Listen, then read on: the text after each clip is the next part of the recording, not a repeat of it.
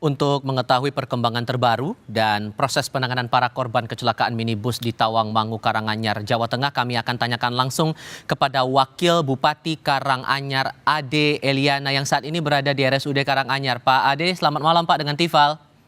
Selamat malam Mas Tifal. Ya, terima kasih sebelumnya sudah bergabung dan kami apresiasi Anda sudah mau bersedia meluangkan waktu berbicara bersama kami.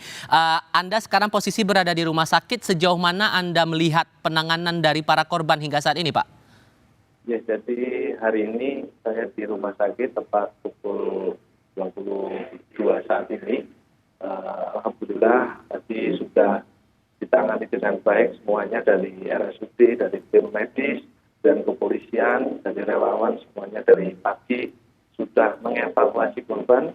Dan malam ini baru saja 5 korban yang meninggal dunia sudah dijemput dari Bojonegoro. Dan tadi Pak Camat Padanan sudah hadir mewakili pemerintah Bojonegoro untuk menjemput jenazah, 4 jenazah yang dari Bojonegoro, kemudian yang 1 dari Cebu.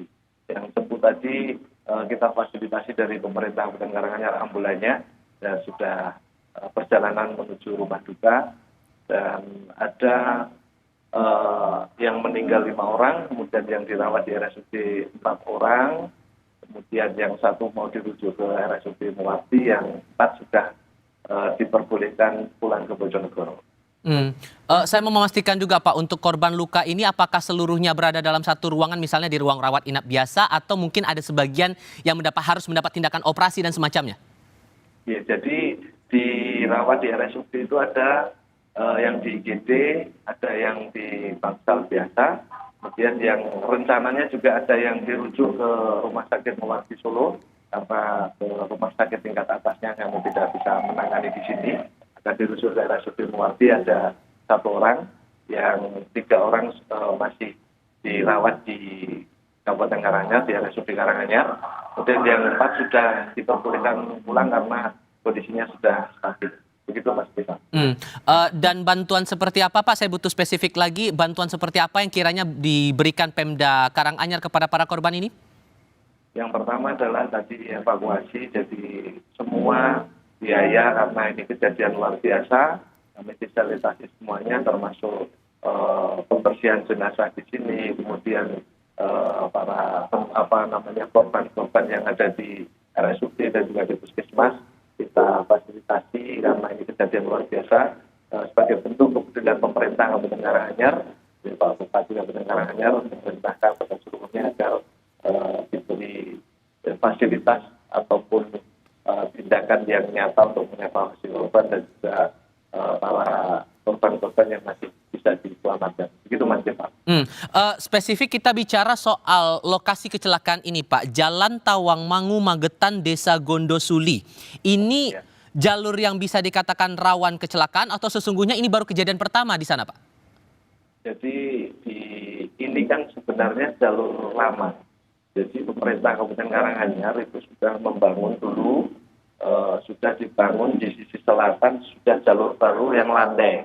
Nah, kemudian kalau lewat Google Maps, kemungkinan kan diarahkan ke jalur yang terdekat. Memang itu jalur curam. Ada beberapa kejadian memang pernah terjadi di tempat tersebut. Maka hari ini yang terjadi adalah karena memang mau berwisata ke Tawangmangu, saya juga dari arah Magetan, dari Cebu, Luro, arahnya dari Magetan. Dan memang harusnya kalau ke Tawangmangu lewatnya itu lewat exit tol Gebak Keramat, kemudian lewat Kota Karanganyar, baru ke Tawangmangu.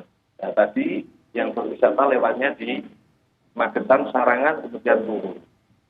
Seperti itu Mas Tifal. Oke, dengan sudah ada kejadian ini ditambah Anda menegaskan ini jalur lama, apakah kemudian akses ini ditutup dulu sementara atau sebetulnya masih bisa dilalui oleh kendaraan? Jadi begini Mas Tifal, saat ini nanti kita akan tempatkan teman-teman relawan, karena hari ini juga semua relawan bersatu padu dari siang sampai malam ini belum pulang juga. Intinya nanti langkah pertama yang akan kita lakukan adalah pemasangan rambu-rambu bahwa jalan curam itu khusus untuk warga setempat. Kalau pelancong atau pariwisata yang berwisata di Tawangmangu, kita akan tempatkan satgas agar karena kalau lewat dokumen pasti diarahkan jalan itu, maka akan kita tempatkan satgas di sana untuk kita belokkan ke jalan yang baru yang lebih landai dan aman insya Allah. Oke. Sekarang proses investigasinya Pak, kami pahami bahwa untuk sekarang bagaimana cara menangani para korban ini baik tewas maupun juga luka. Tapi sejauh koordinasi Pemda bersama dengan polisi yang mengusut kasus ini, sudahkah diketahui penyebab kecelakaan ini? Apakah ada unsur kelalaian atau ya ada faktor lain sesungguhnya? Jadi proses untuk penanganan di kepolisian saat ini baru diselidiki dan masih terus berjalan di kepolisian. Nanti akan kita terus koordinasikan bagaimana terjadi kecelakaan tersebut karena apa, memang hari ini baru diselidiki oleh kepolisian, teman-teman kepolisian. Oke. Pak Ade, terima kasih banyak sudah meluangkan waktu berbicara bersama kami. Sehat selalu untuk Anda Pak. Selamat malam. Amin.